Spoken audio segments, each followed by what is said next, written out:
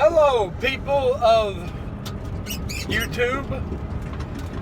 This is a truck driver's journey once again for the third video. Not trying to, overload you guys with content today, but, I was thinking, the more things develop in our country being the US of A, America,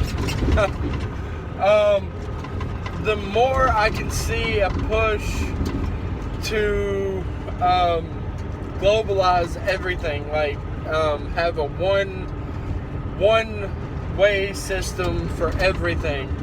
And I'm not down with that. I don't need the government prying its nose more into my business than what it already is being pried into.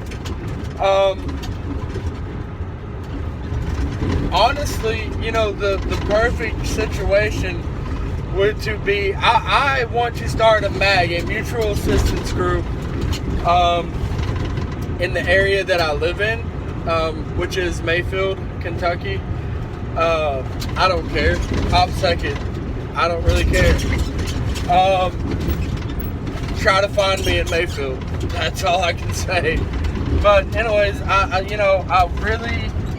really do want to find like-minded individuals and with skill sets, with valuable skill sets, to start a quote-unquote community of like-minded people that will be able to assist each other in good times and in the off chance that this whole shit show goes away. I would really like to find and communicate with people that know how to maintain and grow a garden, and that their gardens are thriving, and maybe I can help do something for them for a little bit of food in the near future, or vice versa. They can give me food if they need. It's a mutual, like I said, it's a mutual assistance group. It's a MAG, and having a large scale MAG is great and all that, and being a part of the internet forums and internet mags, that's all fine and good. But when push comes to shove, how many people from California or Oregon or South Dakota, how many of those people are going to drive to where I'm at if shit hits the fan where I'm at?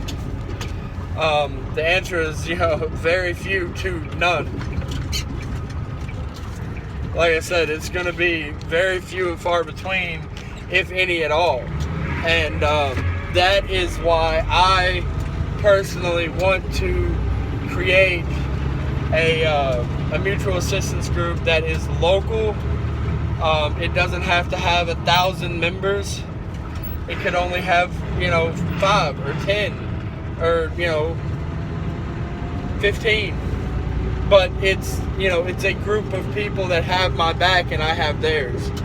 I'd like to find a communications expert. I'd like to have a commo guy on my team, and that can teach the rest of the team members how to operate different types of communication systems. I would also like to have a firearms expert that could train and run through how to break down your rifles, how to clean them, and for gun owners that should be a no-brainer, and you shouldn't have to do that. You shouldn't have to have somebody to teach like-minded individuals like myself how to do that. But you would be surprised how many people own firearms and don't even know how to break them down and clean them. You would be surprised how many people really don't even know how to sight in a rifle, and how to sight in a rifle not only with your practice rounds, but your your game day rounds. It is staggering, how many people stock up on guns and ammo, but when push comes to shove, they're going to freeze up, or they're going to go to use it and they're not going to hit their target. Like I said, I want to eradicate that issue within inside of my group that I am trying to form right now. I want someone that is reliable. I want people that are reliable. That if I say we're going to have a training day on, this day, and this day, they show up. And they don't make excuses of why they can't show up. And I understand. I mean, we all have to work, Some people might not get days off or whatever, but we'll try to schedule around that. So we have to have communication. That goes back to, communication, lines of communication, different communication systems, maintaining those communication systems, putting them to work and practice. I also would like to, maybe some point, I would like to buy some land and, build a community of like-minded individuals that, we have a garden, we have livestock, we have, chicken, goats, maybe a few cows. Like I said, we have security, we have people to lean on in times that aren't so good and times that are good. I mean, just because everything's going off without a hitch doesn't mean that we have to run out to the grocery store every time we want to cook a meal. We can do it ourselves, and first save the trip out and not spend as much money on unnecessary things that we already have, and we can put into practice preparing a chicken, butchering cattle, or whatever it may be. It's all an experience, and it's all a learning curve. And I'm not saying that I know how to do any of that. I could do it. I'm not going to guarantee you that it's, grade A butchery, but if I'm hungry enough, I could get it done. But I want to be proficient, and I want to do it the right way. And that goes back into having members that have specific and wide-ranging skill sets. I mean, me, I'm good with my hands. I can cut a tree up. I can cut a tree down. I can do manual labor. I can run a tractor. I can run a bobcat. I can do stuff like that. That's my go-to. And my go-to is operating semi-trucks, which I can operate a dump truck. I have operated a dump truck way before I got my CDLs. I had a job where I was, that's what I did. I was working for a park resort over on Kentucky Lake, and we ran the dump truck pretty much every day, taking logs and big debris and stuff from storms and wind and everything else, loaded up in the dump truck, going out in the woods and dumping it into basically a homemade landfill for trees. And we didn't cover them up. They control burned them, but it is what it is. Which I never really made sense of that, because why would you burn firewood? Like, they could have cut it up and gave it to somebody, or sold it to somebody that needed it, instead of just putting it in a hole and lighting it on fire. I can operate zero-turn lawnmowers. I can do a lot of stuff. But as far as tactical things, like I could plan out a tactical assault or whatever, I mean, I could do it, but do I feel 100% confident? Probably not. I'm probably, about 68% confident of my tactical abilities at this point. And not only that, it gives me and the other people a group to train with, to work out with, to better our physical conditions and our mental conditions, because we have that camaraderie, we have fellowship with other people that are like-minded and that have somewhat the same views as we do. It's just nice to have that. It's nice to be able to sit around a campfire and to drink a beer with somebody that doesn't want to argue with you and you're wrong all the time. It's nice to have that.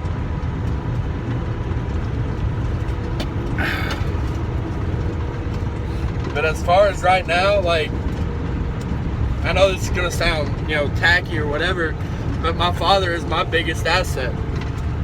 And I would like to think that I am my father's biggest asset. Me and him have leaned on each other through good times and through bad. Like, we've been there for each other, and we've helped each other out a lot, and as it should be. I'm not saying that I'm not grateful to have my father as a person I can fall back on. It's quite the opposite, actually. I'm very thankful that I have him to fall back on. But I need to find people that are my age that I can build a working and standing relationship and friendship with those people, and build that that bond of trust with people, so we're not a two-man army against possibly our local sheriff's office.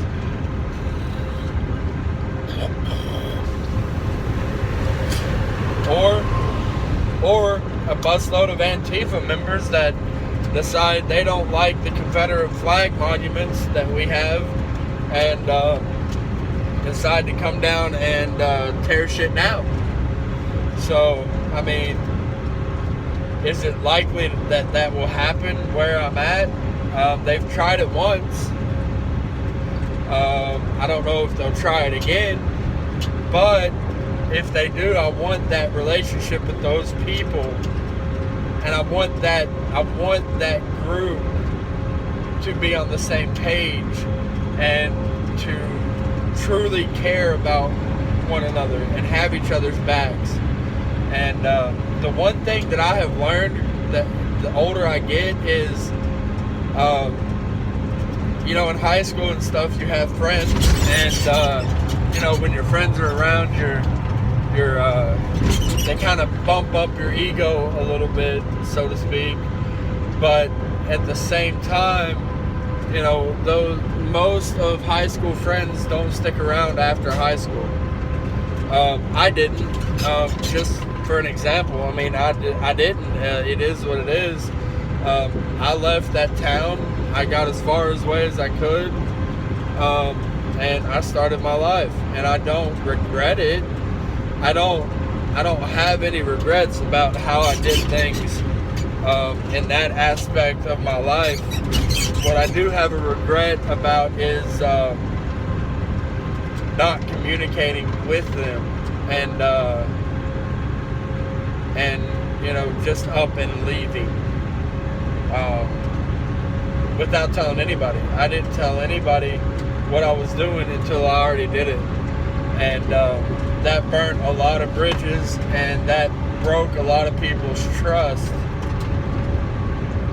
And I didn't get it at the time. I didn't understand it. I thought they were all just being little bitches and just bitching. But, you live and you learn and you grow the older you get.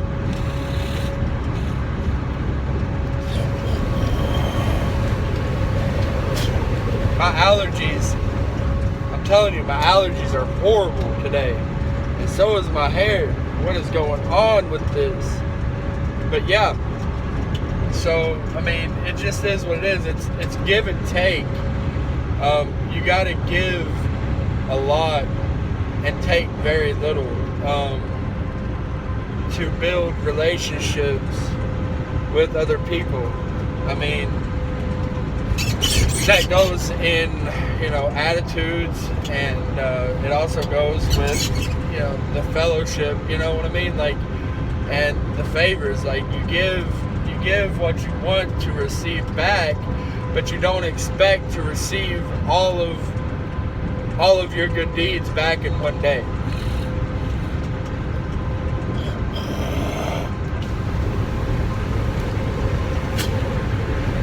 Sorry guys, I just feel like I'm dying over here. I feel like I can't breathe. Oh. And it's not because of the cigarettes, I don't know what it is, it's my allergies for some reason, or something.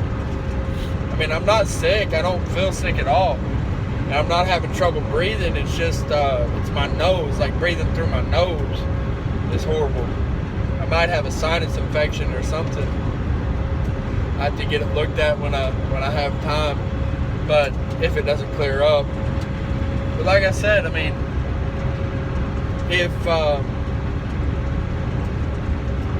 what I mean by you got to give a lot and take a little, like